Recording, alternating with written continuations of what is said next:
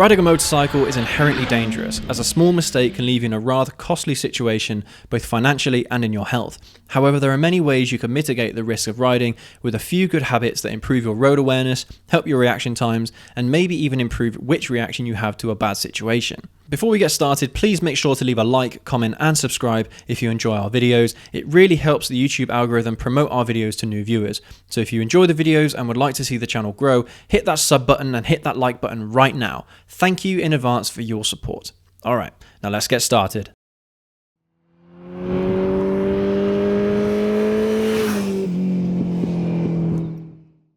Much of the safety in riding comes from your road awareness and concentration.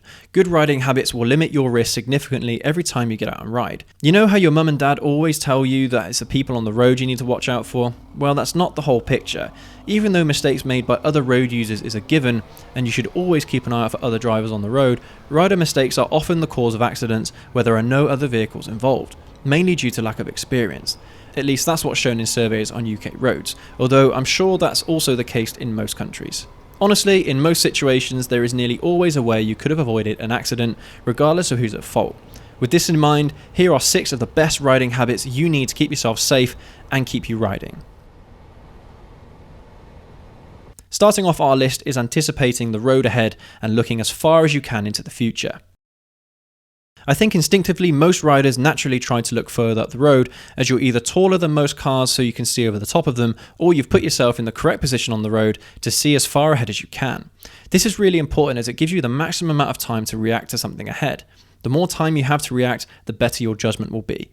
Even if you have no traffic ahead of you, by looking as far as you can into the future, you can better anticipate what you need to do when you reach that point, whether that's a bend in the road, an obstacle in the road, or even a speed camera.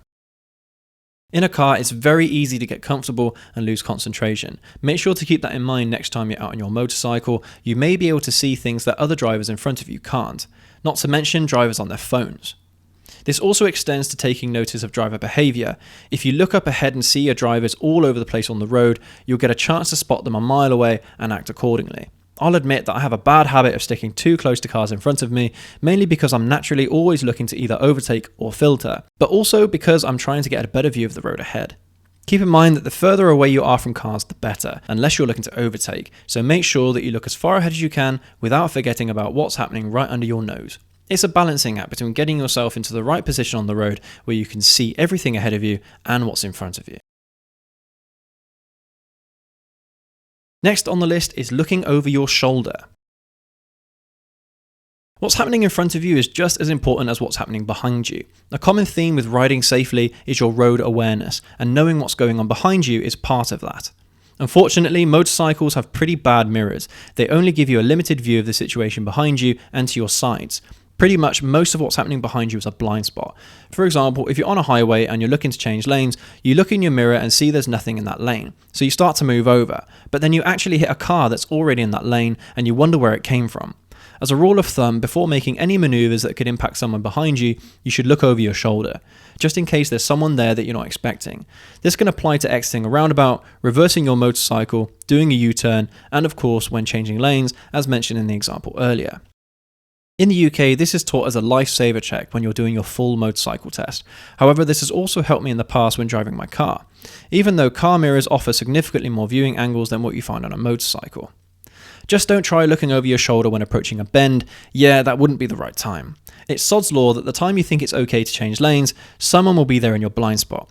Doing that quick little check before you commit could save you a lot of trouble in future, so it's certainly worth doing if you're not already. Moving on to our next good habit, never use your front brakes on a bend. It seems counterintuitive not braking in a turn, especially in the context of a car when you're going too fast. However, if you do this on a motorcycle, your front wheel can lock up, forcing your bike to drop and putting you in a bush at the side of the road. There is of course physics explaining why this is the case, but basically in order for the front brakes to work, the mass of you and the bike need to be directed towards the front wheel, depressing the suspension, allowing the tyre to grip and slowing you down. Applying the front brake in a turn doesn't distribute all the weight over the front wheel, meaning the brakes can just snatch and lock up if you're leaning over too much or applying too much brake. ABS brakes can mitigate this effect somewhat, but it is still not recommended. If you need to brake in a turn, you can use your rear brake and engine braking. There is a risk of the rear wheel locking up in a turn also, putting you into a power slide. However, it would be much easier to control than locking up the front. The best thing to do if you think you're going too fast into a bend, come off the throttle, lean the bike over as much as you can, then apply gradual braking pressure, giving you the best possible chance to make the turn. Rear brake is recommended, but depending on the lean angle, the front can also be used. But even then, you may be going too fast. So going back to the whole looking far into the future thing, always anticipate braking enough before the bend, then powering out. You can't anticipate all bends, but if you're in an area that you don't recognize, sticking to speed limits when approaching bends is probably the best way to keep you out of trouble. Whilst we're on the topic of front brakes, our next habit is preloading the front brakes. Preloading is where you're anticipating braking before you start applying pressure, getting to the point where the brakes bite, then gradually applying pressure. It's more than likely happened to most of you in the past where you've gone to grab the brake lever too hard, too quickly, and the bike suddenly drops from under you. I'm speaking from experience there.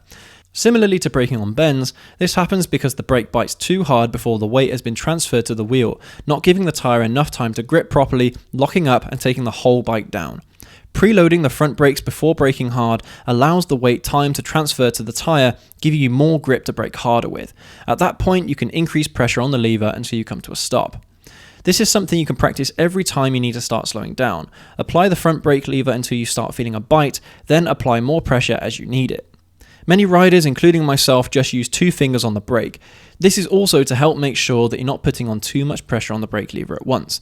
This technique gives me more control over the pressure I'm applying. Try it for yourself and let me know what you think in the comments. And if you can't brake in time, emergency avoidance may be your only choice. This can be a difficult one to execute and should only be used as a last resort. But if you know straight away that you won't be able to stop in time, you may need to avoid whatever's in front of you. A lot of this will depend on your vision and instincts, but if you see a gap that's big enough for your bike to fit, try turning the bike towards the gap and brake until you come to a stop. If you can make it through the gap, it will give you more time to stop. Imagine you're on a highway with dense fog, and you can only see 10 or 20 meters in front of you. Then all of a sudden, cars everywhere are emergency braking. Depending on how close you are to the car in front, you may not have enough room to stop in time. So instead, you see a gap in between the lanes, almost as if you're going to filter. You could then move to take the lane in between the cars to give yourself as much time as possible to stop. This is where lane positioning really comes into play, as if you're in lane 2 when you need to react, it will be really difficult to maneuver the bike enough to avoid the collision. Whereas if you're already in lane 3 or 1, you'll more than likely have a route that you can execute quickly. Always make sure when you're around traffic to give yourself an easy escape route, so if worse comes to worse, you can still give yourself those extra critical seconds to avoid a disaster. Our last habit is more of a state of mind than a habit, but it's just as important nonetheless, and that's understanding your riding limits. How many times have you seen videos where riders completely overshoot bends and either end up hitting side railings or coming off the road completely? Well, there are loads of those types of clips all over YouTube, and you may be thinking they're simply going too fast, and you could be right. However, there are many articles written by motorcycle instructors finding that in a lot of cases where riders overshoot bends, it's not that the rider couldn't make the turn, they just didn't know how. Just shows that there's nearly always a way you can escape a hairy situation, but the danger comes from not knowing how. Knowing your limits will significantly decrease your chances of getting involved in a crash. Of course, riders and drivers alike will always make mistakes and have momentary lapses in concentration from time to time. But if you ride recklessly, you may be knocking on heaven's door a little earlier than you expect.